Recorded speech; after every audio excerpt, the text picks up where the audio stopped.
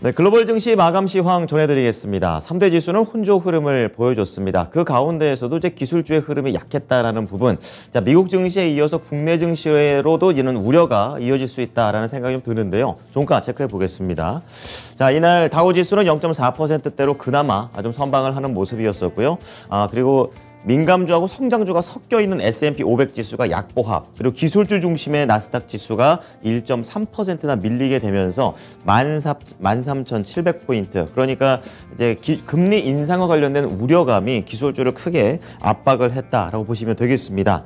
자, 그 배경에는 바로 인플레이션이 있죠. 이제 국채금리 그리고 전쟁, 이 두 가지가 좀 키워드가 될 텐데요.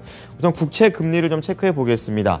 10년물 국채금리 수익률이 6거래일 연속으로 긴축 때문에 상승을 했습니다. 이렇게 되면서 2.7%까지 올라가는 흐름이고, 지난 2019년 3월 이후에 최고치를 기록을 했습니다. 채권 시장은 이번 주에 발표되는 3월 소비자 물가지수, 이 CPI 경계를 앞두고 인플레이션과 그리고 긴축에 대한 이런 경계감이 커지는 모습을 보여준 건데요. 금리는 지난 한 주 동안 30bp가량 올랐습니다.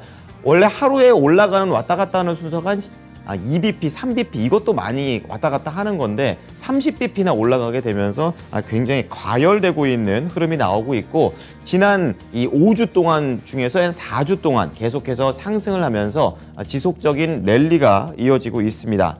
자, 이렇게 금리 상승은 기술주와 관련된 나스닥 100과 관련된 이런 상품들을 압박하는 모습이 나오게 되면서 관련 상품들은 많이 내려간 것은 올해 12% 이상 이 지수 자체가 다 내려갔다라고 보시면 되겠습니다.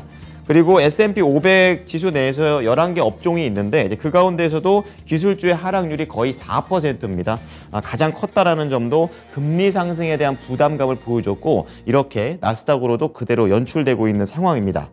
자, 그 가운데 러시아하고 우크라이나에 대한 압박, 거기에다가 서양에 대한 제재가 이어지고 있는 모습인데요. 유럽연합 쪽에서 5번째로 러시아를 제재하는 안을 지금 결정을 내렸습니다. 이제 8월부터 모든 형태의 러시아에서 들어오는 석탄 관련된 내용들이 금지가 되고요. 러시아의 주요 4개 은행하고도 모두 거래가 마치는 그런 내용이 되겠습니다. 그리고 러시아 배로 선적이 등록되어 있는 배들은 유럽 쪽으로 입항을 할 수 없게 만들고요.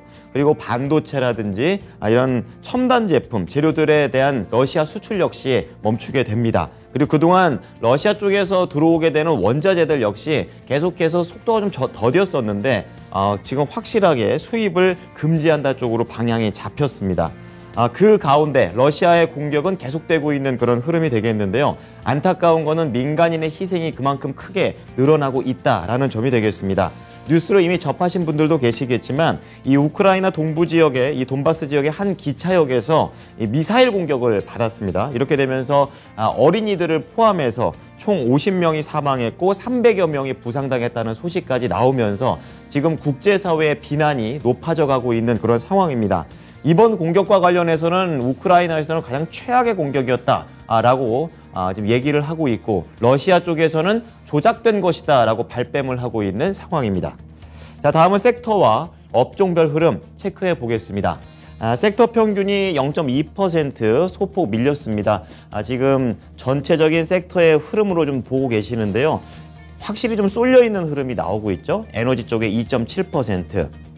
그리고 IT하고 경기 소비재 쪽에서 1%를 전후한 하락세가 나왔는데요. 반등을 목요일날 한번 했었는데 하루를 못 갑니다. 에너지 쪽에서는 앞서 EU 쪽에서 러시아를 제재를 한다라고 말씀드렸는데요. 이제 이것 때문에 다시 한번 유가가 상승을 하게 됐고, 관련된 종목들이 대형주와 소형주 가리지 않고 전반적으로 강세를 띄었습니다. 자, 그 가운데 IT 쪽에서는 이제 금리 상승이 예상이 되면서 1.4% 평균으로 하락을 했고, 금융주가 반대로 올라갔다는 부분, 금리와 관련해서 이렇게 명암이 엇갈린 하루였습니다. 자, 이어서 종목별 흐름으로 조금 더 자세하게 짚어볼 텐데요. 이날 시장은 다시 한번 가치주, 그리고 성장주 이렇게 나뉘는 모습이었습니다. 위쪽으로 보시게 되면 대형 IT하고 성장주들이 전체적으로 다 하락을 하는 모습이었습니다. 평균으로 따지면 한 1에서 많게는 2% 정도의 하락세를 보여줬는데요. 아무래도 UN 이 식량 농업기구의 발표가 영향을 미치고 있습니다. 세계 식량 가격이 3월 들어서 사상 최고치를 기록을 했다고 했습니다. 그래서 이 높은 원자재 가격 때문에 이 기존 인플레이션이 더 가중이 될 것이고, 인플레이션이 가중이 되면은 이제 연준 쪽에서 인플레이션을 잡기 위해서 안 그래도 매파인데 더 매파로 변할 수 있다라는 그런 관점 자체가 나왔습니다. 이제 그렇게 되면서 이렇게 금리 인상에서 기술주들은 약세를 보일 수밖에 없는 그런 상황인데요. 실제로 5월 FOMC에서 50bp 크게 올릴 확률이 계속해서 올라갑니다. 이제 78%까지 올라갔고 6월에 올릴 확률은 80%를 넘긴 그런 상황이 되겠습니다. 자, 그렇게 되면서 시가총액 1위 애플이 1.2%가량 밀렸고, 마이크로소프트, 그리고 알파벳, 그리고 아마존 이런 종목들 다 1에서 2%대 하락률을 보여줬습니다. 자, 그 가운데 테슬라가 특히 많이 밀렸는데요. 3% 딱 하락을 했습니다. 이날 이 전기 픽업 트럭, 사이버 트럭이라고 하죠. 이게 뒤로 좀 더 연기가 될 것이다. 내년으로 더 밀린다는 CEO의 발언 때문에 공식화되면서 더 하락을 했고요. 거기에 더해서 지금 일론 머스크 CEO는 리튬 가격이 이제 그의 발언을 그대로 인용하자면 진짜 미친 가격이다 이렇게 얘기를 하게 되면서 직접 여기에도 진출을 해야 되는 것 아니냐라는 그런 우려 섞인 목소리까지 겹치면서 이 배터리 주요 재료가 또 이런 니켈이나 이런 부분이기 때문에 이날 테슬라는 3% 하락하는 모습 나와줬습니다. 자, 다음은 반도체와 관련된 내용 체크를 해보겠습니다. 필라델피아 반도체 지수가 금요일 날 2.4% 또 밀렸습니다. 그러니까 한 주 동안의 흐름을 보게 되면은 중간중간 퐁당퐁당 움직였었는데 오른 건 1.4%고 내린 걸 합해보니까 9%가 넘습니다. 이제 그만큼 투자 심리가 상당히 부진했다 이렇게 보시면 되겠고요. 특히 비메모리 관련된 종목들이 약했습니다. 대표적으로 엔비디아 4.5, AMD 3.4, 그리고 메모리와 관련해서는 마이크론 테크놀로지가 1.5% 밀리면서 상대적으로 선방하는 흐름은 나와줬는데요. 여기에서 조금 더 압박을 줬던 것이 바로 공급 부족 현상이 되겠습니다. 공급 부족이 하반기 들어서는 좀 완화될 것이다라는 그런 관점이 제시되면서 관련된 종목들이 하락했고, 장비주도 이날 목요일날 한번 상승했던 것에 대한 차익 실현이 나오게 되면서 반도체와 관련된 투자 심리가 그리 좋지 못한 모습을 금요일에도 보여줬습니다. 자, 이어서 금리 인상과 관련해서는 역시 은행주들, 금융주들 좀 보셔야 될 텐데요. 역시나 이렇게 녹색불을 켜면서 좋은 모습을 보여줬습니다. 현지 시간으로 13일 또 여기에다가 1분기 금융주들의 어닝 시즌에 돌입을 하게 됩니다. 이번 주부터 시작이 될 텐데요. 팩트셋에 따르면 1분기 어닝 시즌과 관련해서 S&P 500 기업들에 관련된 그런 주당 순이익이 4.5% 정도 오를 것이다. 그리 많이 오르지는 않지만 시장의 눈높이가 워낙에 좀 낮았었기 때문에 이것과 관련해서는 그래도 비교적 괜찮은 실적이 나올 것이다 라는 소식이 나오고 있습니다. 이제 그래서 첫 포문을 열게 될 이런 은행주들, JP모건 체이스, 뱅크 오브 아메리카, 그리고 월스파고 이런 종목들은 1에서 2%대의 상승 흐름을 보여줬습니다. 자, 그리고 전쟁과 인플레이션에서 좀 벗어날 수 있는 그런 섹터는 어디 있나? 이제 우리 증시에서도 그렇지만 미국 증시에서도 계속 나오고 있는데요. 뭐 대표적으로 헬스케어 쪽, 그리고 소비자 전가가 가능한 이 소매 쪽이 되겠습니다. 우선은 지금 경기 침체 쪽에서 이 머크라든지 그리고 유나이티드 헬스케어 이런 종목들은 지난 한 주 동안에도 한 5%, 6% 강하게 올라갔습니다. 이제 그만큼 투자자들은 좀 안전하게 수익을 낼 수 있는 곳은 어디 있나 이런 부분을 찾고 있다라고 보시면 되겠고요. 뭐 대표적으로 리제네론 같은 경우에는 천식에 대한 EU 승인을 받게 되면서 이제는 코로나와 관련해서 백신과 치료제 이런 쪽에 대한 기업들이 가기보다는 이제 자체적인 파이프라인이 좋은 그런 종목들이 더 잘 가고 있는 양상을 보여주고 있습니다. 그리고 증권사들 쪽에서는 소매업과 관련해서 탑픽 종목들을 계속 최근에 뽑아내고 있는 상황인데요. 대표적으로 이제 소비자 전가가 되면서 인플레이션에 대한 압박이 최대한 기업 실적에 영향을 미치지 않는 쪽으로 지금 방향을 잡고 있습니다. 지금 대표적으로 타겟이 그렇고요. 달러 제네럴, 그리고 달러 트리 이런 종목들이 그런 종목들이 될 텐데 2%에서 많게는 3%에 가까운 상승세를 이날 보여줬습니다. 자, 이어서 특징주 체크해 보겠습니다. 비메모리 관련된 것 중에서 이제 엔비디아 볼 텐데요. 앞서 말씀드렸던 대로 이 수급 불균형과 관련된 내용이 나오게 되면서 하락을 했습니다. 4.5%니까 최근에 이번 주 들어서 좀 상당히 좀 안 좋았던 흐름을 보여주고 있습니다.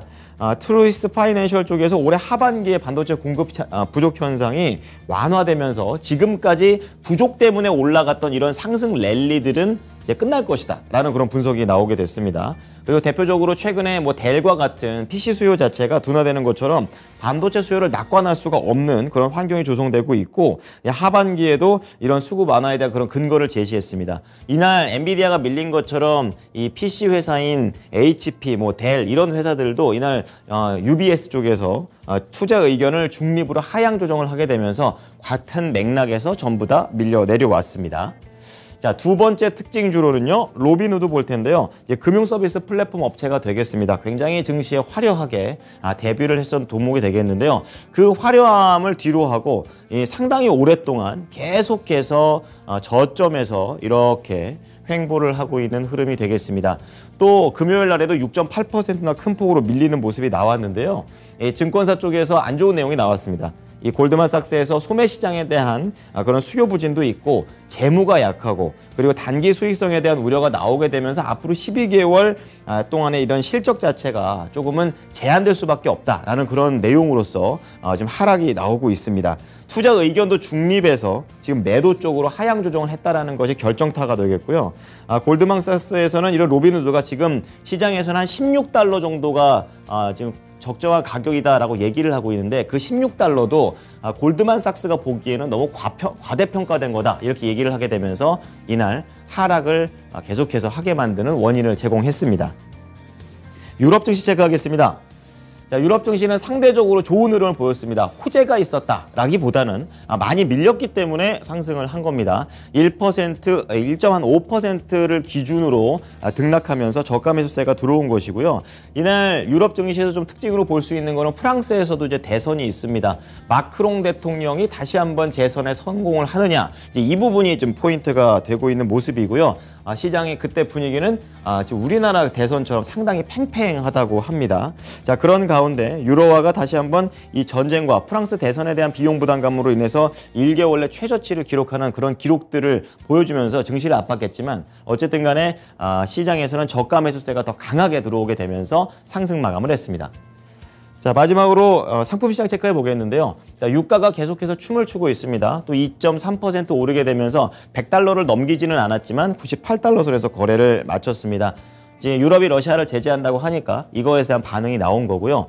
자, 오늘은 구리 가격이 아니라 팔라듐 가격 좀 체크해 보겠습니다. 8.9%, 이날 비철금속 시장에서 가장 강하게 올라갔던 그런 품목이 되겠습니다.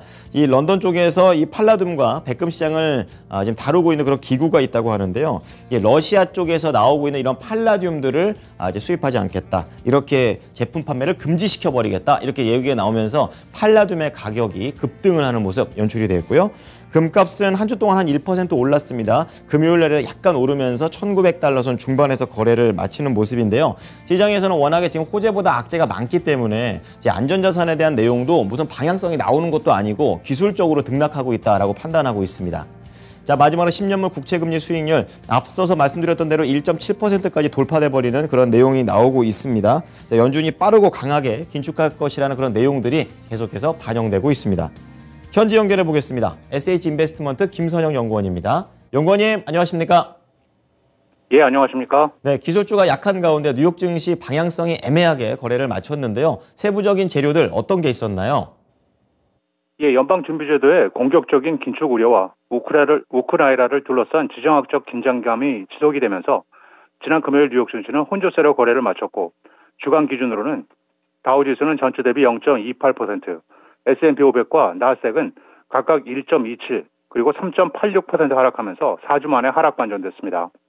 금융시장은 연준의 3월 FOMC 의사록 발표 이후 연준의 긴축 속도가 빨라질 가능성을 우려하고 있는데요. 연준은 빠르면 오는 5월부터 대차 대조표를 축소하는 양적 긴축에 나설 것으로 예상이 되며, 축소 규모는 이전보다 크고 속도는 더 빨라질 전망이며, 기준금리도 향후 여러 회의에서 50 베이시스 포인트로 인상해 긴축의 강도를 높일 가능성도 커졌다는 분석입니다. 여기에 우크라이나 전쟁을 둘러싼 지정학적 긴장감도 지속되고 있는데요. 유럽연합 EU는 러시아산 석탄 수입 금지를 포함하는 5차 제재를 부과하기로 결정했으며 이에 따라 오는 8월부터 모든 형태의 러시아 석탄의 EU 수입이 금지되며 VTB 은행을 비롯해 러시아의 주요 4개 은행과의 모든 거래도 금지가 되게 됩니다. 한편 도이치뱅크가 미국의 10년물 국채금리가 내년 1분기 3.3% 정도 고점을 찍을 것으로 예상한 점도 시장에는 부담이었습니다. 은행은 최근의 지정학적 상황은 공급망과 세계 무역에 대한 선행적인 재평가로 이어질 것이라면서 인플레이션은 추가적으로 상승하고 성장은 생산 비용 증대에 따라 둔화될 수 있다면서 우크라이나의 전쟁은 인플레이션을 추가로 상승시키는 부정적인 공급 충격이라면서 이것은 또한 성장의 하방 압력을 키울 것이라고 강조했습니다. 또한 글로벌 중앙은행들의 최종 금리 범위가 올라가고 특히 미국은 양적 긴축을 시작할 것이라면서 채권 시장의 리스크 프리미엄이 상승할 것이며 동시에 연방준비제도는 중립 이상의 긴축 정책을 펼치면서 경기 침체 위험이 커질 것이라면서 이에 따라 시장은 금리 인하를 예상할 것이라면서 미국의 10년물 국채 금리는 내년 1분기 중 3.3%까지 오르고 이후 연준의 완화 정책으로 인해 다시 하락하기 시작해 3% 선을 조금 밑돌 수 있다고 덧붙였습니다. 신용평가사 스탠다드&푸어스가 러시아의 외화 표시 채권 신용 등급을 제한적 채무 불이행을 뜻하는 CC에서 선택적 디폴트를 의미하는 SD로 낮췄다는 소식입니다. 선택적인 디폴트란 다른 채무는 제 시간에 지급을 하지만 선택적으로 특정 채무에 대해서는 지급 의무를 충족하지 못하는 경우를 뜻하는데요. 지난달 17일 CCC-에서 D로 강등한 지 3주 만으로 다만 러시아의 루블화 표시 채권 등급은 CC를 유지하되 등급 전망은 부정적이라고 밝혔습니다. S&P 측은 강등의 이유로 러시아가 유로화 채권에 대한 지급 의무를 루블화로 이행했다면서 투자자들이 루블화로 지급되는 이자를 원래 금액에 해당하는 달러로 바꾸거나 정부가 30일간의 유예 기간 동안 이 지급액을 상환할 것으로 기대하지 않는다고 밝히고 있습니다.